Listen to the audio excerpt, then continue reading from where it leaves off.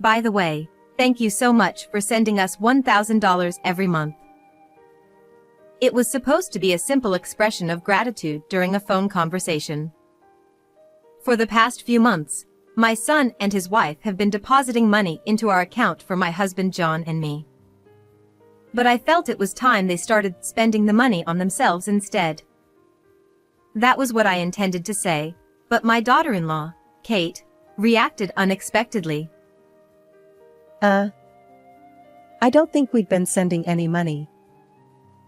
To my surprise, Kate seemed genuinely confused, as if she was hearing about this for the first time. What? Now it was my turn to be shocked, echoing her uncertainty. We only sent money once, when John was in the hospital, and we haven't sent anything since. But that can't be. The money has been coming in, from the account you both use. My husband hasn't mentioned anything like that. A heavy silence fell between us.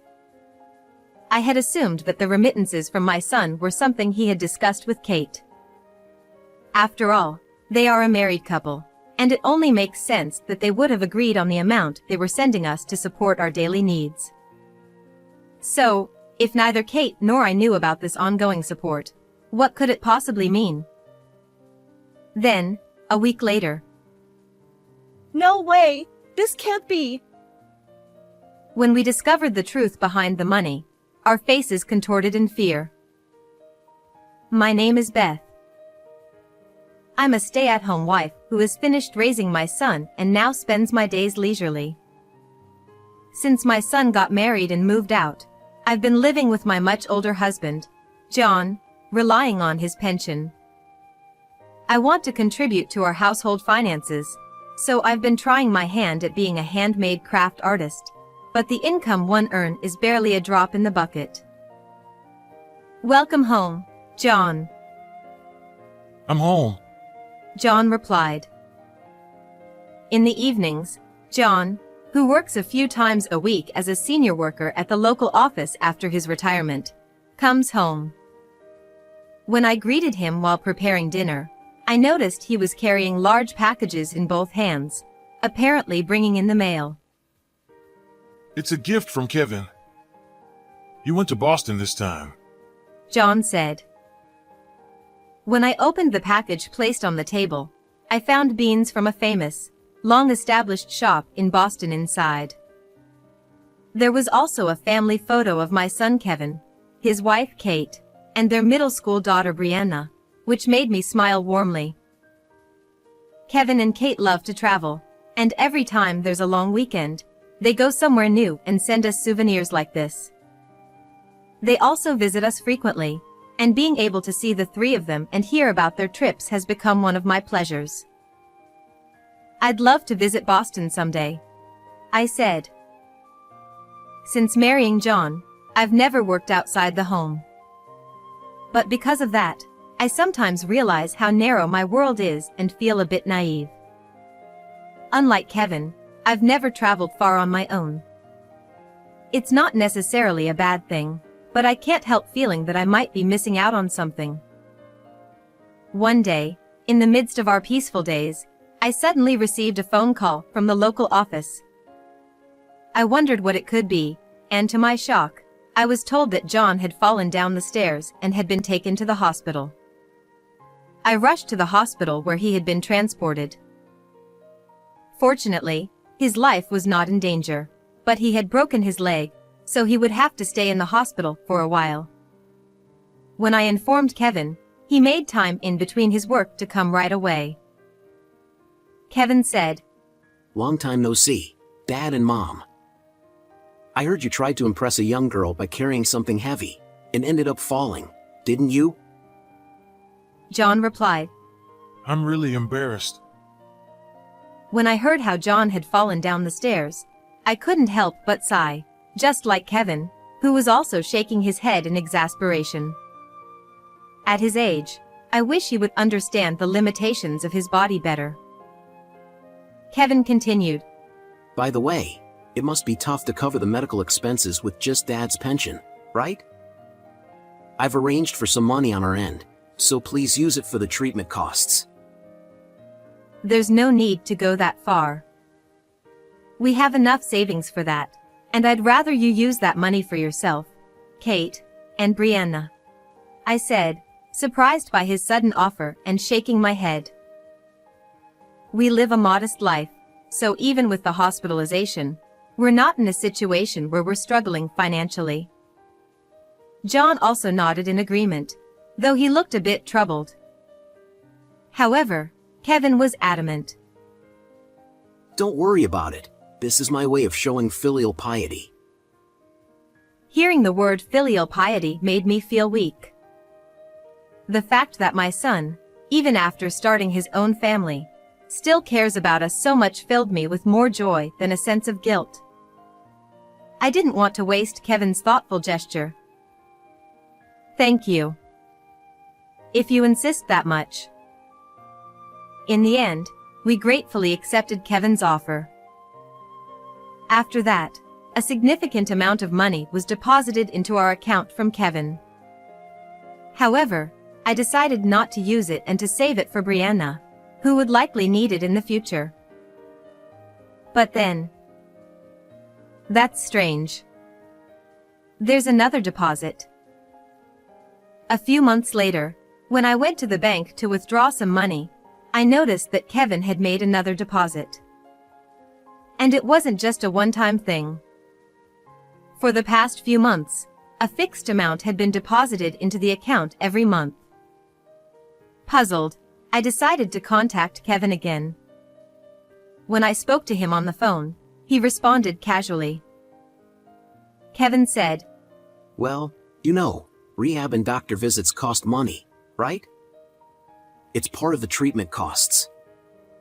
Please don't hesitate to use it. "No, really, it's okay. The money you gave us before has already been a big help. You should use it for your own family," Kevin replied. But Dad and Mom are my family too. Besides, this is my personal money, so don't worry about it. Oh, but I'd appreciate it if you didn't mention it to Kate. She'd only worry. No matter how many times I tried to decline, Kevin insisted that we accept the money.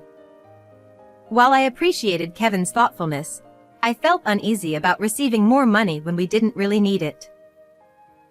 I had heard that Kevin was an elite employee at a well-known company, earning a substantial salary, but even so, I wished he would save that money for a rainy day. So, I decided to discuss it with John again. I brought up the topic with him as he sat in the living room, leisurely enjoying his coffee after being discharged from the hospital. "I'm grateful for Kevin's kindness, but maybe it's time to stop accepting the money," I said. I didn't want to disregard Kevin's feelings. When I explained this, John nodded in agreement. John said, "You're right. Now that I can walk again."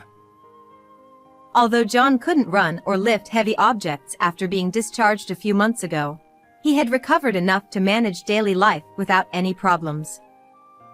Neither of us had any chronic illnesses, and aside from regular checkups, we didn't need to visit the hospital.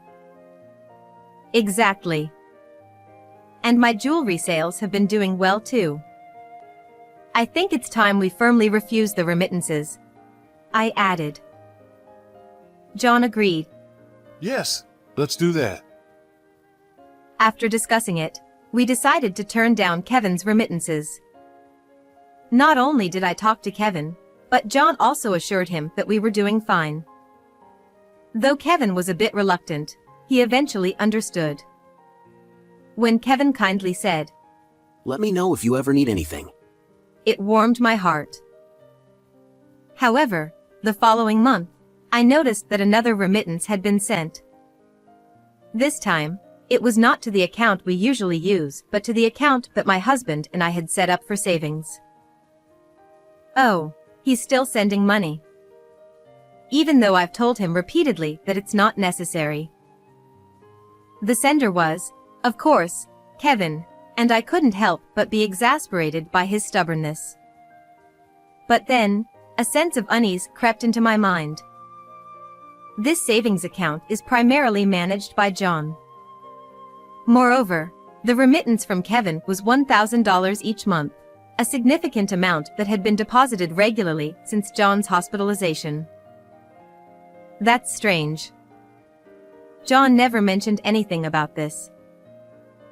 If Kevin wanted to send money, wouldn't it make more sense to deposit it into our usual account, which directly affects our day-to-day living expenses?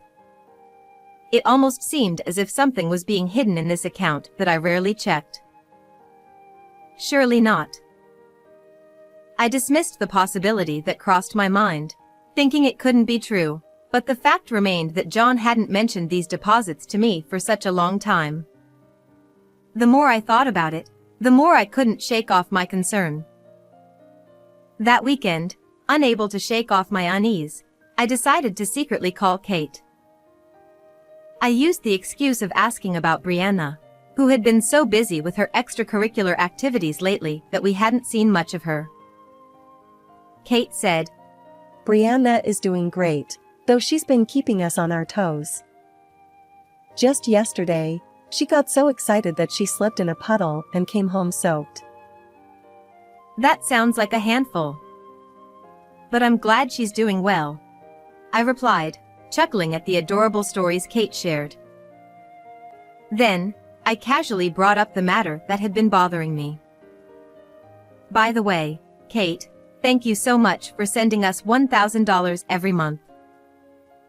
What? Kate responded, sounding confused. To my surprise, I could hear the bewilderment in Kate's voice. I don't think we've been sending any money, she said. What? Now it was my turn to be taken aback, echoing her confusion. Kate continued, her voice hesitant. We only sent money once, when John was in the hospital, and we haven't sent anything since then. But the money has been coming in, from the account you and Kevin use. Kevin hasn't mentioned anything about that. Kate's voice grew tense, and a heavy silence fell between us. I had assumed that the remittances from Kevin were something he and Kate had discussed. After all, as a married couple, it would be natural for them to agree on how much to send us. Sensing the unease in Kate's voice, I heard her say more firmly, I'll ask Kevin about it. Yes, I'll talk to John as well, I replied. Since it was an account that John managed, there was no way he could be unaware of this. With a growing sense of unease, I resolved to ask him directly once he came back home. However, when I asked John about the remittances to the account, he simply tilted his head in confusion. Remittances? What are you talking about? John asked. But there have been monthly deposits into our savings account. Could it be that Kevin mentioned something to you? If so, I'd like you to share these things with me, I said. John insisted he didn't know anything about it, which didn't make sense to me, considering he should be aware if part of his salary was being transferred.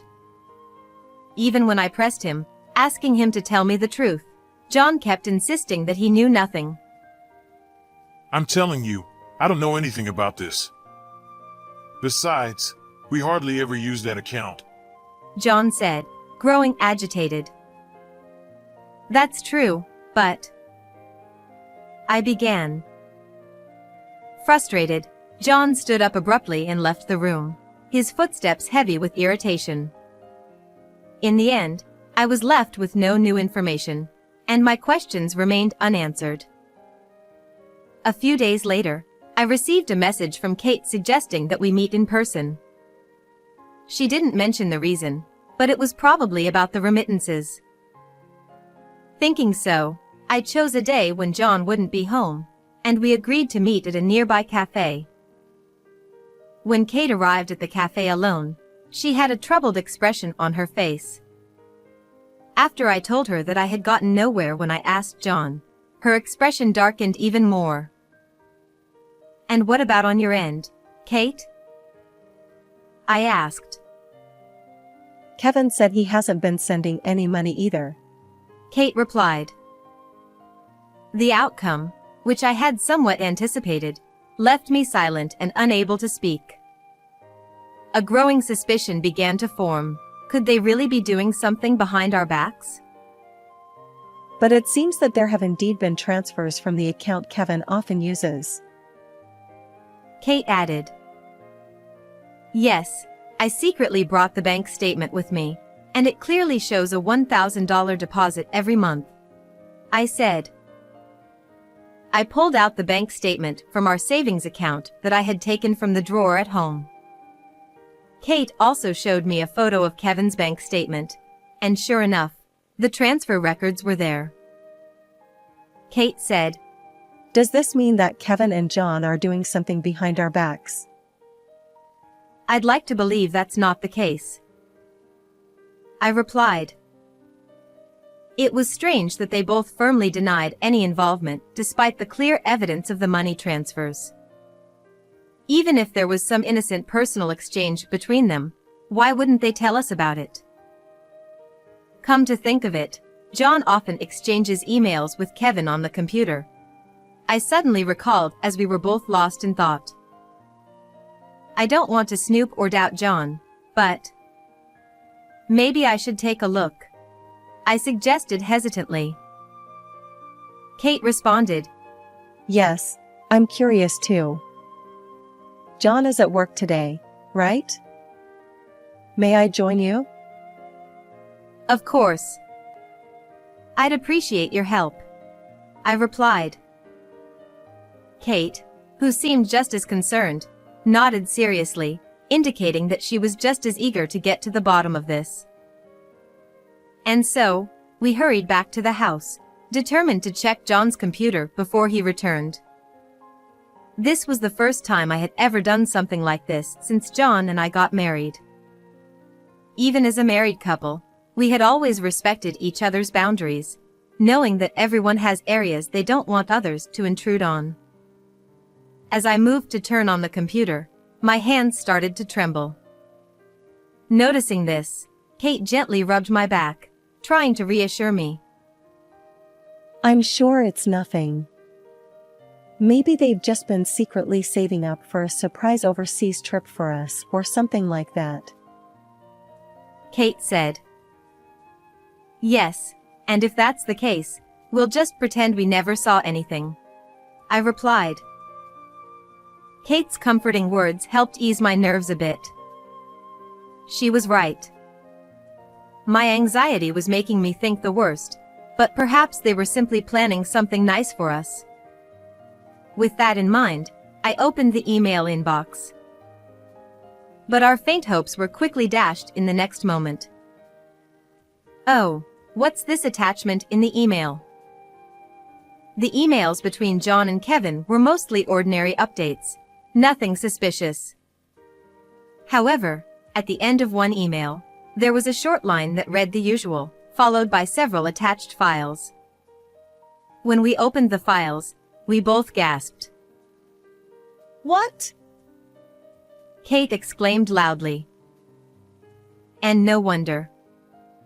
The files contained what appeared to be covertly taken photos of Kate and Brianna. Is this me?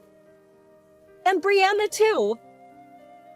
Kate stammered, her voice trembling with shock. I was equally stunned, unable to find words. The photos were taken from angles that suggested they were shot secretly inside their home. Some showed Kate partially undressed, as if captured while changing, and others were of her right after a bath. There were also pictures of Brianna in her school uniform.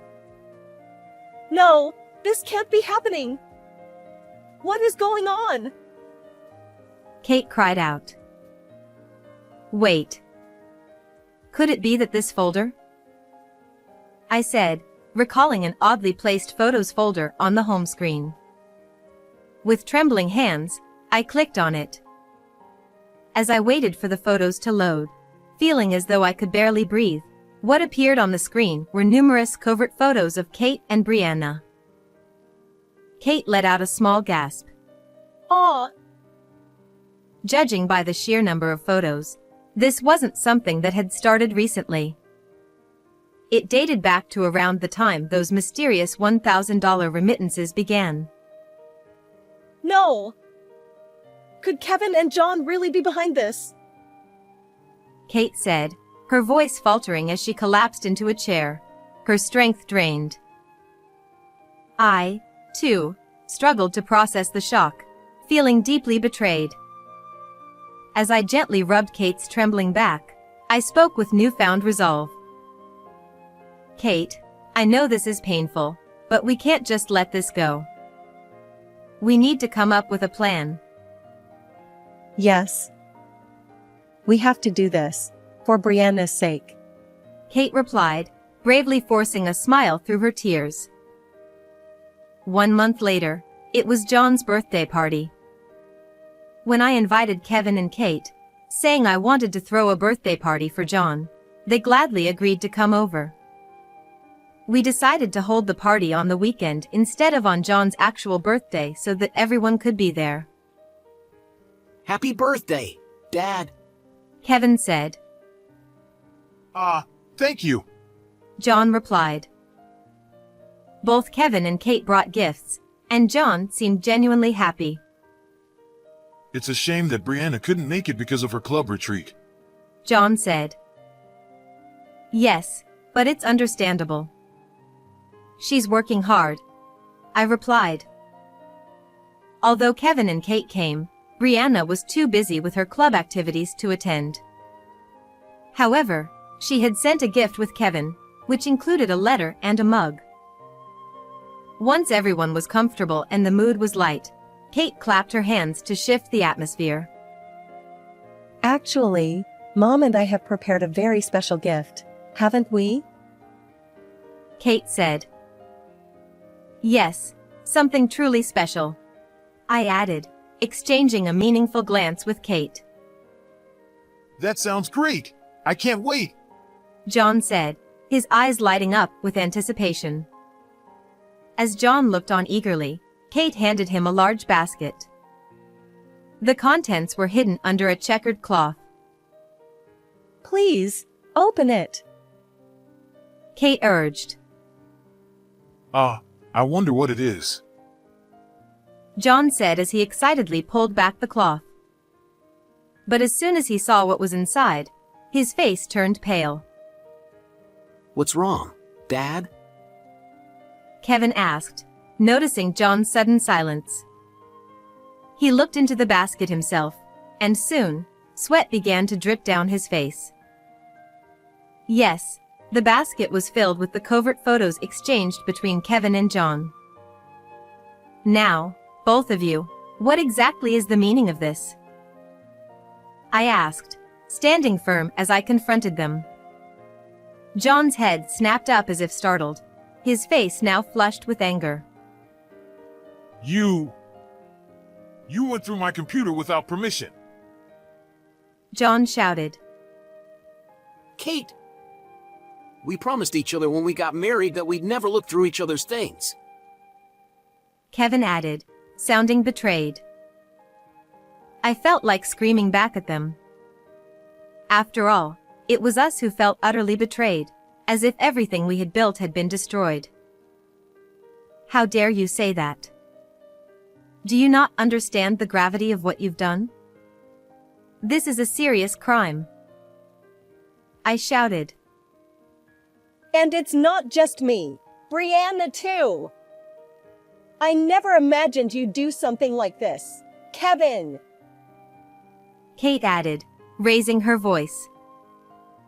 Together, Kate and I handed each of them an envelope that we had placed in the basket. John. I can't stay with someone who could do such a thing to his own daughter-in-law and granddaughter. I want a divorce, I declared. Kevin, I want a divorce too. Kate said. What? The two men were momentarily stunned, unable to comprehend what had just been said, but they quickly turned red with anger and began shouting back. What are you talking about? John yelled. That's right. Kate! How could you say something like this all of a sudden? Kevin protested. If I could avoid saying this, I would. I had believed I would stay with John until the day we died. But I couldn't stay with someone who had done such terrible things. This isn't all. Kate continued in a cold voice, pulling out more photos from her bag. It's not just me and Brianna. There's evidence of even more. She said. These included photos of women from John's workplace, the nearby sports gym, and the attached pool facility. We had found these while further investigating John's folders. These photos had also been exchanged in emails between John and Kevin. Kate! You! Kevin shouted, unable to contain his anger as he glared at Kate. But Kate glared back with equal intensity. There was now an irreparable rift between them, just as there was between John and me. You both need to turn yourselves in to the police. If you don't, we'll contact them ourselves, I said calmly but firmly after saying everything I needed to say. Wait, no! Kate, Mom! It wasn't me. This was all Dad's idea. Kevin cried out, panicking. Kevin! Are you betraying me? You're the one who asked for the photos. John shouted back. You didn't have to bring that up now. Kevin retorted. With the truth now out in the open, John and Kevin began a nasty argument, revealing their true colors. As I listened to their argument, it became clear that this all started with John taking photos at the local office where he worked. Kevin happened to see the photos and, initially viewing them as a joke, gradually became deeply involved. Eventually, he started requesting more photos from John, offering money in return.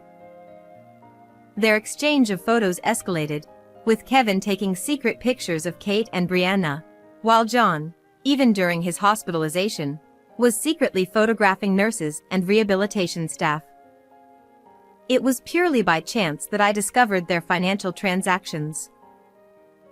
Kate, please, give me one more chance. I swear I'll never do anything like this again. Kevin cried out, almost in a plea, clinging to Kate. But Kate rejected him with a voice as cold as ice. That's impossible. Even once, you sold out me and our daughter. How could I ever want to stay with someone like that? John, the same goes for you, I added. The thought that my husband and son could do something like this is still hard for me to believe. The reason I turned this birthday, one we had celebrated together so many times, into a day of confrontation was because I felt it was necessary to face this harsh reality. After that, we contacted the police about Kevin and John, and we ended up getting divorced. Once the police were involved, their employers found out about their actions, and they were both, unsurprisingly, fired. Having lost their spouses, they now live in hardship, burdened with paying alimony and facing the harsh judgment of those around them. But that's no longer our concern. Beth, it's been a while. Kate greeted me. Yes, it has. It's good to see you, Kate. And you too, Brianna. A few months have passed since the incident, and I still keep in touch with Kate and Brianna, who moved back to their hometown. Although the details of the incident were kept vague, Brianna was visibly upset when she learned that her father and grandfather had been arrested. However, seeing her smile brightly and greet me with, It's been a while, Grandma. I felt a sense of relief. For Brianna's well-being, I can only hope that the memory of those two fades quickly. I was really surprised to hear that you're living here all by yourself. Kate remarked. Yes, I'm surprised myself, I replied. After divorcing John, I decided to leave the countryside and use the money I had saved to start a new life. I know it's late to be learning more about the world, but I wanted to finally overcome my naivety. Actually, my handmade shop is going to have a pop-up store at a department store in this area. So I thought I'd move closer, I explained. Oh, that's wonderful. You've always said you wanted more people to see your work. Kate recalled. You remembered. After the divorce, I officially opened my handmade shop, and it has been surprisingly successful. What started as a hobby turned out to be a worthwhile endeavor, as my years of experience and dedication have paid off, making my accessories popular. If you'd like, Brianna, you should come by. The shop's hours are still limited, but I can give you a little discount, I offered. Really? I love Grandma's accessories. They're so cute. I'll show them off to my friends. Brianna exclaimed excitedly. Seeing Brianna so enthusiastic made me smile as well. Even though I no longer have the partner I spent so many years with, I still have time ahead of me. There will likely be many challenges for someone as inexperienced as me, but the excitement of discovering a broader world fills me with hope. How did you enjoy this story? Please don't forget to subscribe to the channel. And I'll see you in the next video.